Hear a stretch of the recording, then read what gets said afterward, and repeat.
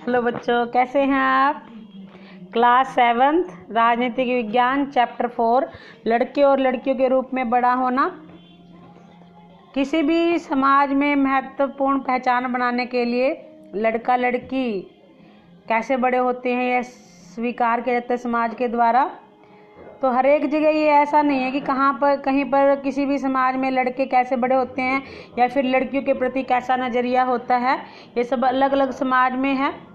कोई भी समाज में किसी स्त्री की पुरुष की भूमिका अलग अलग होती है। कहीं पर किसी समाज में औरत को सम्मान दिया जाता है, बेटियों को सम्मान दिया जाता है, और कहीं पर उन्हें कम समझा जाता है। 1920 के दशक में सामोआ द्वीप में बच्चों का किस प्रकार बड़े होते थे वही सब इसमें बताया गया है।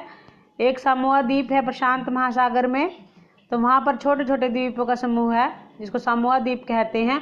1920 के दशक में वहाँ पर समाज में बच्चे विद्यालय नहीं जाते थे और घर के कार्य देखभाल आदि करते थे। द्वीपों पर इनके जो कार्य हैं वो मछली पकड़ते थे। ये जो बड़े बच्चे हैं, किशोर हैं, वो मछली पकड़ने के लिए दूर भी जाते थे। जैसे जैसे बच्चे बड़े होते थे फिर चलना शुरू कर देते थे तो बच्चे की माताएं जो है उन्हें उनकी देखभाल करना बंद कर देती थी। ये बातें जो है अपने बचपन के लिए अलग अलग समय पर सीखते थे। जैसे जैसे बच्चे बड़े होते हैं उनके ऊपर जिम्मेवारी आ जाती है। 5 वर्ष की बड़े बच्चे भी 5 वर्ष की आयु के लगभग होते थे। तो लड़के और लड़कियां क्या करते थे, बड़े होने के बाद अपने छोटे भाई बहनों की देखभाल करते थे। जब कोई लड़का 9 वर्ष का हो जाता था तो वह बड़े लड़कों के समूह में शामिल हो जाता था और बाहर जाकर काम सीखता, जैसे मछली पकड़ना है, नारियल के पेड़ लगाना, ये सब कार्य करते थे। लेकिन लड़कियां जब तक 13-14 साल की नहीं हो जाती थी तो वे छोटे बच्चों की देखभाल और बड़े लोगों के छोटे मोटे कार्य करती थी। इस प्रकार जब वो 13-14 साल की हो जाती थी तो 14 वर्ष की आयु में लड़कियां मछली पकड़ने जाती थी। फिर है 1960 के दशक में मध्य प्रदेश में पुरुष के रूप में बड़ा होना। 1960 में मध्य प्रदेश के छोटे शहर में स्कूल जाने का वर्णन कैसे किया गया है कि 6ठी कक्षा में पढ़ने वाले लड़के और लड़कियों के स्कूलों को अलग अलग कर दिया जाता था। मतलब लड़कियां और लड़कों के स्कूल अलग अलग थे और लड़कियों के स्कूल कुछ इस तरह बनाए जाते थे कि बीचों बीच एक आंगन बनाया जाता था लड़कियों के लिए, जिसमें वो वहाँ पर स्वतंत्र रूप से खेल सकती थी, सिर्फ खेल के मैदान में।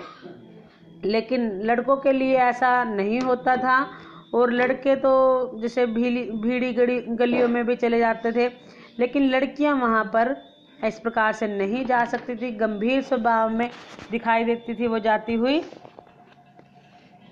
तो ऊपर के 2 उदाहरणों से पता चलता है कि बड़े होने के भी कई तरीके हैं। इस प्रकार हम सोचते हैं कि बच्चे एक ही तरीके से बड़े होते हैं, लेकिन ऐसा नहीं है। बच्चे जो है, चाहे लड़का है लड़की है, वो कोई भी समाज के अनुसार अलग अलग तरीके से बड़े होते हैं। समाज में लड़के और लड़कियों में अंतर स्पष्ट दिखाई देता है। हम भी देखते हैं, आपके घरों में आपके भाई बहन है। आजकल तो यह अंतर नहीं है, लेकिन पुराने समय में यह अंतर बहुत होता है। उन्हें खेलने के लिए, जैसे लड़कों के लिए, अब आप लड़के हैं लड़कियां हैं कोई भी हैं, लड़के प्राय खेलने के लिए जैसे कार से खेल लेंगे, पिस्तौल से खेल लेंगे, किसी और चीज़ से खेल लेंगे, और लड़कियां तकरीबन गुड़िया से खेलती है। लेकिन पुराने समय में ऐसा होता था, लेकिन आज ऐसा नहीं है। खिलौने बच्चों को यह बताने का माध्यम बन जाते हैं कि जब वे बड़े होकर स्त्री और पुरुष बनेंगे तो उनका भविष्य भी अलग अलग होगा। अगर हम विचार करें तो यह अंतर प्राय प्रतिदिन की छोटी छोटी बातों में बना रखा जाता है। लड़कियों को कैसे कपड़े पहनने चाहिए, लड़के पार्क में कौन से खेल खेले, या लड़कियों को धीमी आवाज़ में बात करनी चाहिए, इस प्रकार की बातें हमें दिखाई देती हैं। हमारे समाज में था अधिकांश समाजों में पुरुषों और स्त्रियों का दर्जा एक जैसा नहीं होता। पुरुषों और स्त्रियों की भूमिकाएं और उनके काम के महत्व को समान नहीं समझा जाता। फिर है आगे, पुरुष और स्त्रियां कैसे काम करती हैं, क्या उसमें असमान होता है, मतलब औरतें क्या कार्य करती थी और पुरुष क्या कार्य करते थे। देखिए, आज का समय ऐसा नहीं है कि स्त्री पुरुष तकरीबन सभी एक जैसा काम कर सकते हैं। तो घरेलू काम, जैसे अभी जसप्रीत आपने जो है अभी कार्टूनिस्ट में ये देखा है अभी कि घर का काम करती है, वास्तव में काम है। ऐसा हरप्रीत के परिवार का यह विचार कोई अनोखी बात नहीं थी। घरेलू संबंधी कार्य जैसे बच्चे, बुजुर्ग और बीमारी की देखभाल करना, ये सभी जिम्मेवारी स्त्री की होती है।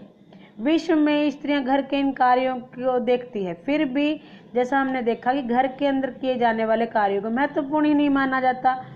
वे तो स्त्रियों के कोई स्वाभाविक ही कार्य, यही बोलते हैं भी ये तो इनका कार्य ही है, इसलिए उनके लिए पैसा देने की आवश्यकता नहीं। समाज इन कार्यों को अधिक महत्व नहीं देता। धन्यवाद बच्चों। बाकी का चैप्टर हम कल पढ़ेंगे, जैसे कि घर पर कार्य करने वालों का जीवन कैसा होता है, महिलाओं का काम और समानता उनकी कैसी होती है। बाकी का चैप्टर हम कल पढ़ेंगे। आपने यहाँ तक के चैप्टर रीड करना है और अपना घर पर रहना है बच्चों, अपनी सेहत का ध्यान रखना है। धन्यवाद बच्चों।